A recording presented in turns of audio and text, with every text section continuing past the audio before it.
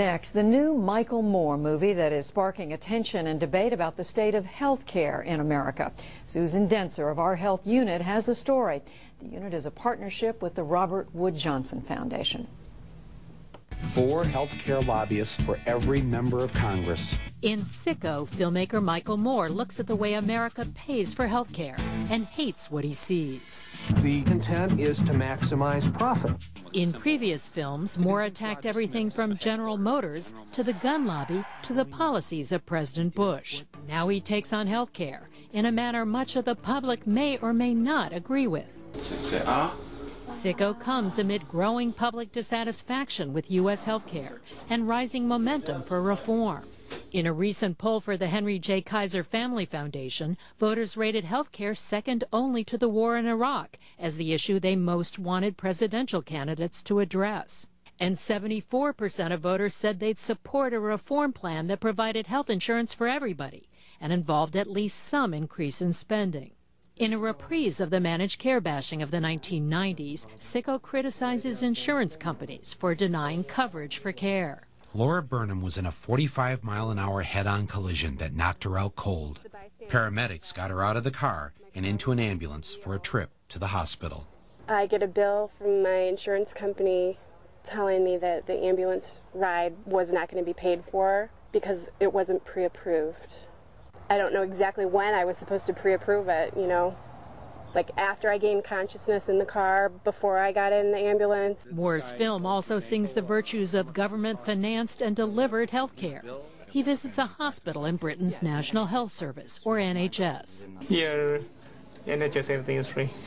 I'm asking about hospital charges. Yeah. You're laughing. What'd they charge you for that baby? No. Everything's on. This is NHS. It's not America. Moore eventually finds one U.S. version of what he's seeking: the government-paid and delivered health care provided to terrorist detainees at Guantanamo. He takes ailing 9/11 rescue workers along for the ride. Permission to enter. I have 3 9/11 rescue workers. They just wanted some medical attention at the same time that the evildoers are getting it. Hello? Before a screening for a handful of lobbyists in Washington last week, Moore said his goal wasn't just to make a movie, but to launch a movement. My general hope is that we have a free universal health care system for all Americans and that no private company acts as a middleman determining whether or not someone gets care. Not surprisingly, both Sicko and Moore's calls for change have prompted a backlash. On one website linked to the pro-market Manhattan Institute, a video attacks delays in getting care through Canada's largely government-financed system. They don't care how long you wait, you'll get to you sooner or later. But it's free. It's free. Lindsay McCreath, a retired body shop owner from Newmarket, Ontario, began having headaches and had a seizure in January of 2006. Both he and his doctor suspected a possible brain tumor. He needed an MRI fast. How long was the wait? 4 months. Meanwhile, U.S. health insurers complain that the film focuses solely on a few company missteps, while neglecting their role in improving and broadening access to care. Karen Ignati heads the industry's trade group, America's Health Insurance Plans.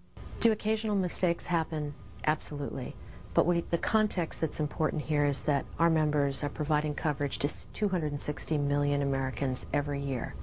What the movie misses is an examination of the tools and techniques that we've brought to the delivery system that help us coordinate care better, that help us treat disease earlier, that help people live more productive lives. In the end, Moore's piece could simply be the latest salvo in an old debate over how to provide and pay for health care, says health economist Paul Ginsberg. It's been going on for many, many decades, and I'm sure will continue to go on for many decades. Ginsberg, who heads the Washington-based Center for Studying Health System Change, adds that Moore's vision of free universal care is overly idealistic.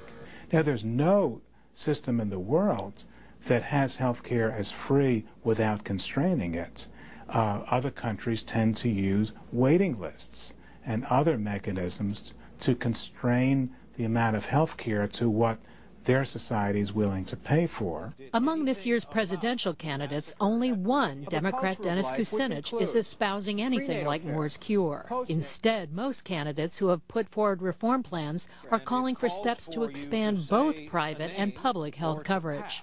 A lot of savvy people have already made their judgments that this is not the time, even if they personally believe in single-payer systems, that it's not politically feasible now, and they don't want to just have an argument and not get anything done. And they're going to get the best deal they can, but they really want a deal. Sicko opens in several hundred theaters across the country today.